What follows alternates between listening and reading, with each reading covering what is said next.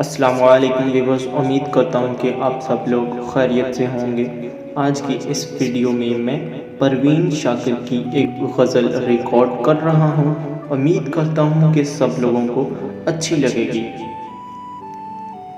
باد باں کھلنے سے پہلے کا اشارہ دیکھنا، باد باں کھلنے سے پہلے کا اشارہ دیکھنا، میں سمندر دیکھتی ہوں تم کنارہ دیکھنا۔ یوں بچھڑنا بھی بہت آسان نہ تھا اس سے مگر، یوں بچھڑنا بھی بہت آسان نہ تھا اس سے مگر، جاتے جاتے اس کا وہ مڑ کر دوبارہ دیکھنا۔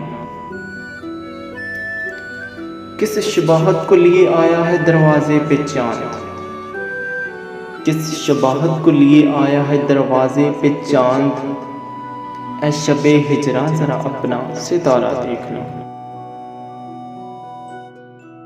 کیا قیامت ہے جن کے نام پہ پسپاں ہوئے، کیا قیامت ہے جن کے نام پر پسپاں ہوئے، انہی لوگوں کو مقابل میں صف آراں دیکھنا۔ جب بنام دل گواہی سر کی مانگی جائے گی، جب بنام دل گواہی سر کی مانگی جائے گی، خون میں ڈوبا ہوا پرچم ہمارا دیکھنا۔